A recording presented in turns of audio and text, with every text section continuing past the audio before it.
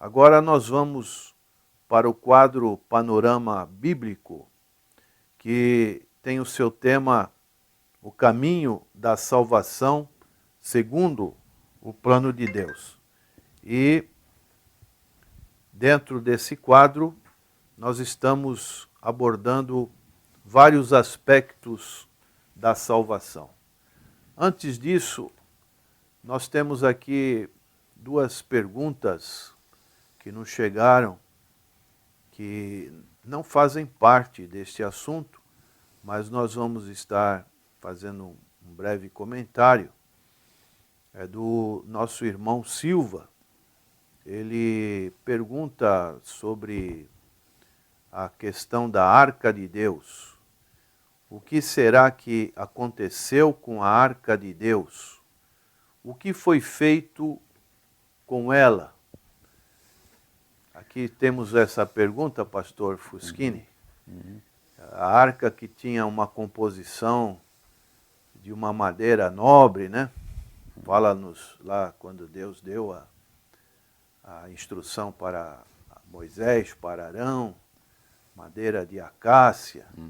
Era uma coisa, uma peça muito bonita. Tinha os querubins que eram de ouro. E nós sabemos que essa arca ficou até um tempo lá no templo de Dagon, nos filisteus. E o ídolo de Dagon, ele caiu no chão. Então os filisteus ficaram também cometidos de uma enfermidade. Chegaram à conclusão que tinham que devolvê-la para o povo de Israel. O que o irmão tem a comentar a respeito deste importante símbolo, né, que Deus mandou que o povo do Antigo Testamento realizasse, e também a sua relação com o Novo Testamento? Essa é uma pergunta, não se tem uma resposta precisa, onde está a arca. Mas como o pastor Nathanael tem citado algumas coisas com relação à arca, ela simbolizava a glória de Deus no Santíssimo Lugar, no templo, no tabernáculo que foi construído primeiramente no deserto por Moisés, depois o tabernáculo já agora tabernáculo de alvenaria, já construído fixo, num lugar fixo. Posteriormente, a arca era um objeto de grande valor, onde era ali colocada, aspergido o sangue dos animais na tampa da arca, no propiciatório. O sumo sacerdote fazia isso uma vez por ano, e tem um paralelo muito grande com o tabernáculo celestial, o tabernáculo terreno com o tabernáculo celestial. Mas, na verdade, essa arca, há algumas histórias que a gente ouve, já tenho lido algumas coisas sobre isso, que foi achada a arca, mas oficialmente não podemos afirmar nada com relação a isso, que essa arca foi achada, mas sabemos que ela, quando o templo foi destruído pelos babilônios, o templo em Jerusalém, já construído ali, foi destruído, e os utensílios do tabernáculo foram roubados, foram levados para a Babilônia. E dentre eles, me parece que a arca, antes de esses utensílios serem roubados, a arca, os próprios judeus naquele momento, eles esconderam a arca. Na verdade, não se sabe oficialmente onde é que está essa arca. Tem umas histórias aí, eu não vou entrar nesse caminho não, de um cientista que achou e tudo, mas não sei até onde vai a veracidade disso aí, a gente não pode afirmar, né? Mas, respondendo a pergunta, a arca não se tem a certeza de onde ela está, né? Existem alguns grupos evangélicos que até no seu púlpito eles colocam, de vez de um púlpito, colocam a arca do concerto, fazem uma espécie de uma réplica, né? E o que o pastor tem comentar a respeito desse simbolismo. Será que esse simbolismo tem alguma relação com os nossos dias de hoje na igreja do Senhor? Foi um ritual. O povo de Israel tem a sua validade, naquele tempo teve a sua validade, hoje temos até algumas igrejas que se excedem nesse campo de colocar coisas do povo de Israel, do passado, do Antigo Testamento. Não tem muito embasamento dentro da palavra de Deus para se fazer isso. Hoje nós temos na igreja o que simboliza essa arca, que a arca é o trono de Deus. A arca, no Santíssimo Lugar, ela significa nos céus o trono de Deus. Hoje, essa arca, o trono de Deus, o lugar onde é pregada a palavra de Deus, um púlpito ali, é onde sai a palavra de Deus, simbolicamente seria o trono de Deus um púlpito. Eu vi, quando eu estive em Israel, há uns 4 anos atrás, e o templo que eu visitei, um templo cristão, evangélico, eles tinham algumas coisas, mantinham como são judeus, e eles mantinham ali dentro do templo o menorá, o castiçal, uma arca também, e o púlpito onde era pregada a palavra de Deus. Eu não vejo hoje, para nós aqui, não vejo muita utilidade nisso. Algumas igrejas tocando até o chofar, fazendo aquela situação que não tem muito... E nós podemos perceber quando o povo de Israel pegou a arca para sair na guerra contra os filisteus, eles levaram a arca, como que a arca é que ia vencer a batalha, ao invés deles, em obediência a Deus, terem a afirmação de Deus na vitória daquela batalha. Eles puseram a confiança numa arca, eles puseram ainda que ela representasse a glória de Deus, só que o povo estava afastado de Deus. E a arca, simplesmente a arca não foi suficiente para dar vitória ao povo de Israel. Foi quando o pastor tem mencionado aí que eles perderam a batalha e a arca ficou ali dentro do templo de Dagon, né? E aí aconteceu coisas ali que é Deus mostrando que quem é o dono de todas as coisas, quem manda em todas as coisas é o Senhor.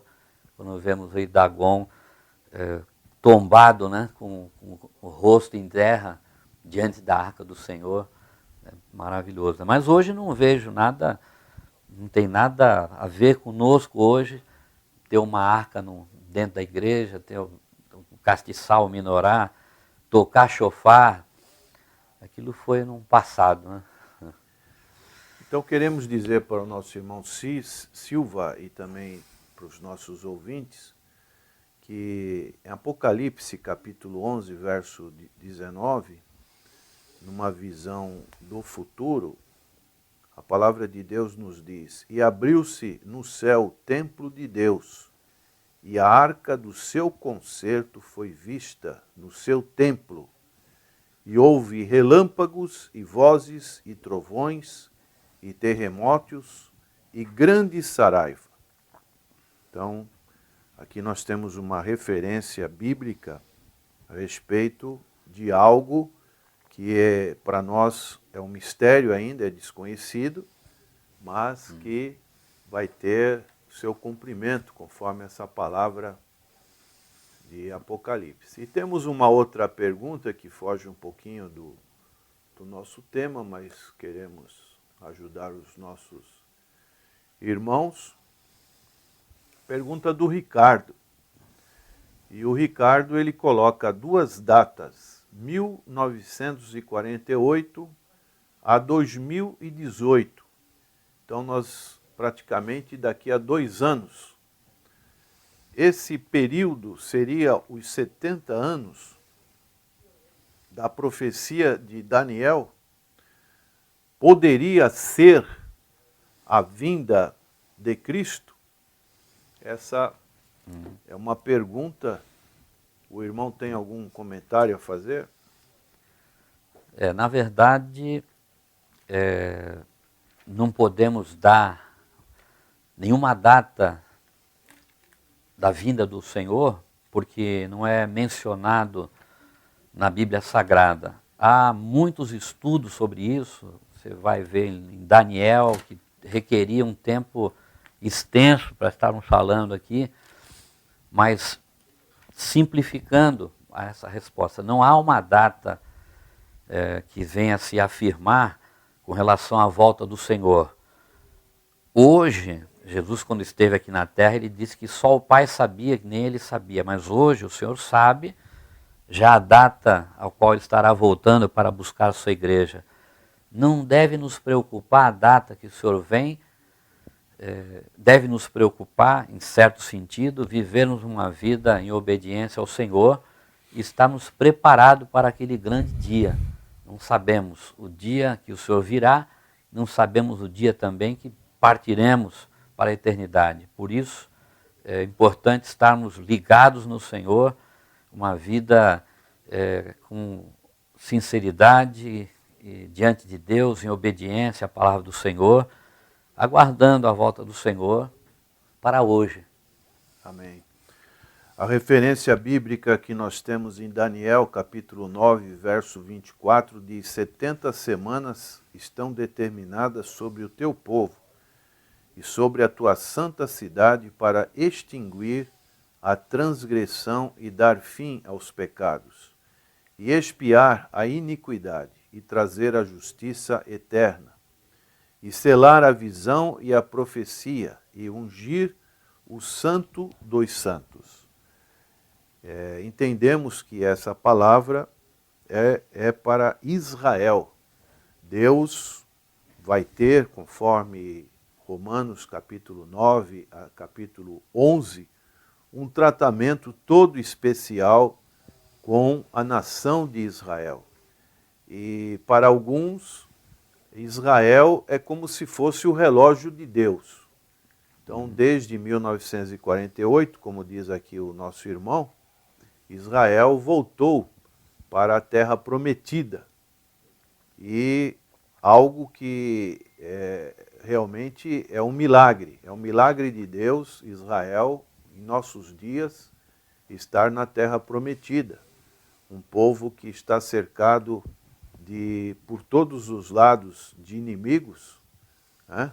Ninguém quer a presença de Israel, muitos não reconhecem como nação, e ali nós vemos o propósito de Deus, aquela promessa que Deus fez para Abraão, estar se cumprindo. Então Deus, ele vai ter o seu tratar com Israel, mas atualmente, como diz lá em Hebreus capítulo 1, verso 1, havendo Deus outrora falado de muitas maneiras e muitas vezes aos pais pelos profetas, nesses últimos dias, é importante frisar essa palavra, últimos dias, nós estamos vivendo nesses últimos dias, nos falou através do seu Filho. Então, antes de ficarmos observando o livro de Daniel, vamos observar o seu Filho, que é o Senhor Jesus Cristo. E ali em Mateus 24 e 25, o Senhor, ele deu várias previsões a respeito desse fim dos tempos e a volta do Senhor Jesus Cristo. E Paulo também, falando em Tessalonicense, ele fala a respeito da volta do Senhor. Então, precisamos estar preparados, como diz Amós 4,12. Prepara-te, ó Israel, para encontrares com o teu Deus. Muito bem. O irmão tem... Em Atos, nós observamos aqui que eles perguntaram ao Senhor com relação à volta do Senhor, e ele fala, não nos compete saber com relação ao dia da volta do Senhor. Ele diz aqui em Atos, eu estou...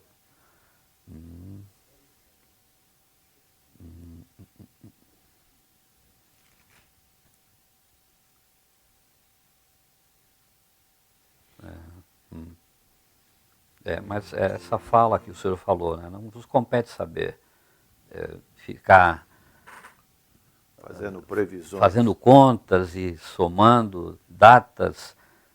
O importante, como o pastor bem lembrou, um grande milagre de Israel ser reconhecido mundialmente como uma nação em 1948. Isso é impossível aos olhos humanos.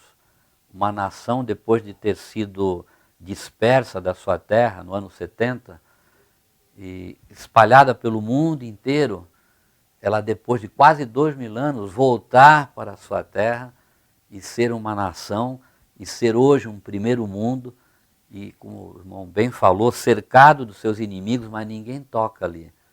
Deus é que guarda Israel. Israel é a menina dos olhos do Senhor. Os judeus, crendo ou não crendo, é a nação do Senhor. É lógico que os judeus não creem e se morrem nessa descrença, não tem salvação. É a minoria, infelizmente, a minoria dos judeus são cristãos evangélicos, creem no Senhor Jesus Cristo. Quando eu estive em Israel, a grande maioria lá não crê. E se você vai falar de Jesus, eles se ofendem até, dizendo que são filhos de Abraão, e vai por aí afora. Mas, como o irmão bem falou, em Romanos, capítulo de 9 a 11, Deus vai tratar com eles. Eles é o povo de Deus. Passamos ao assunto que é o caminho da salvação segundo o plano de Deus. E uma das situações que ocorreram na chamada igreja primitiva, dentro desse assunto, o caminho da salvação, houve um conflito entre os chamados cristãos judaicos com agora os cristãos gentílicos ou gentios. E isso criou, principalmente para Paulo e Barnabé, uma dificuldade muito grande com respeito a esse plano de salvação. Nós sabemos que a salvação ela vem do judeu. O próprio Senhor Jesus Cristo era judeu, né? E no judaísmo existia a circuncisão, que era operar o prepúcio do menino. Isso tinha que ser feito aos 8 dias. Né? Então aqui em Atos capítulo 15, verso 1, nós vemos que houve esse conflito de posições, e diz o texto: então alguns que tinham descido da Judéia ensinavam assim os irmãos: se vós não circuncidardes conforme o uso de Moisés, não podeis salvar-vos. Não podeis salvar-vos. Será que essa prática podemos aplicar para os nossos dias? De maneira nenhuma. Você não é salvo pela circuncisão. Você é salvo pelo sacrifício de Jesus Cristo na cruz do Calvário. Houve uma grande controvérsia na igreja primitiva que foi dirimida, essas dúvidas, esses assuntos levados nesse concílio, foi dirimido e chegaram à conclusão, no versículo 20, 19 e 20, a conclusão que chegaram, depois de terem discutido muito, Pedro falando e Paulo falando também, e Pedro testemunhando da conversão de Cornélio, da sua casa, que eram todos gentios, que não eram circuncidados naturalmente, e esses que receberam a palavra do Senhor através da pregação de Pedro, nós encontramos em Atos capítulo 10, eles, como gentios, não precisavam ser circuncidados para serem salvos. Eles foram salvos porque ouviram o evangelho de Jesus Cristo, pregado por Pedro no poder de Deus, creram e foram salvos ali. Então não poderia ser colocado um jugo sobre os gentios para cumprir um ritual que era da lei do povo de Israel em cima dos gentios. Então, na conclusão, eles chegam no versículo 19, pelo que julgo que não se deve perturbar aqueles dentre os gentios que se convertem a Deus, mas escrever-lhes que se abstenham das contaminações dos ídolos, da prostituição, do que é sufocado e do sangue. Essas coisas que foram, na conclusão desse concílio, foi chegado a esse entendimento aí, que deveriam observar essas ordens aqui, não circuncisão, nada disso. É interessante observarmos que a força que essa ideia tinha, para nós que estamos em outro contexto, parece uma coisa, como é que pode, né? A salvação de Cristo nós sabemos que é suficiente, mas ainda no início da igreja primitiva, a igreja cristã, ela se separando do chamado judaísmo, era uma questão que queriam trazer para dentro desta nova aliança que Cristo veio estabelecer. Tanto é que aqui em Atos 15, verso 5, diz: alguns, porém, da seita dos fariseus, quer dizer, aqueles que eram adeptos do farisaísmo, que tinham crido, se levantaram dizendo que era mister, quer dizer, algo extremamente importante, circuncidá-los e mandar-lhes que guardassem a lei de Moisés. Então, essa transição, ela foi algo bem conflitante. E nós podemos ver, por exemplo, depois de algum tempo após, quando Pedro, que foi um que estava ali também, tinha falado na casa de Cornélio, Deus tinha dado aquela visão dos animais imundos, que seriam santificados, que seriam os gentios, né? Uma figura dos gentios.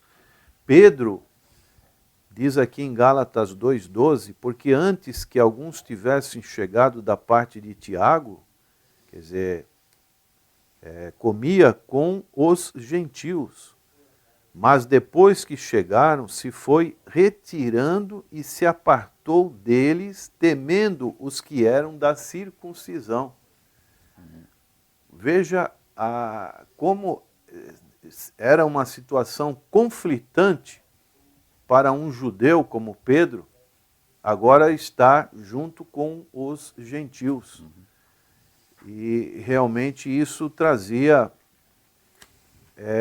grande conflito, né? Queria que o irmão lesse Colossenses, capítulo 2, e o seu verso 11, como Paulo, ele então dá uma palavra final a respeito do que significa a circuncisão, no seu sentido não físico, mas no seu sentido espiritual. Certo. Está aqui Colossenses capítulo 2, versículo 11, no qual também estáis circuncidados com a circuncisão não feita por mão no despojo do corpo da carne, a circuncisão de Cristo. Realmente não é a circuncisão da carne.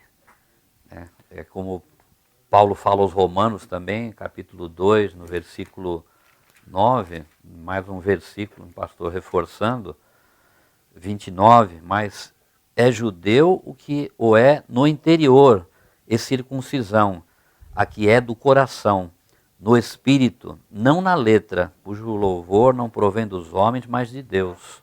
Né? Mas é judeu o que o é no interior, e circuncisão, a que é do coração.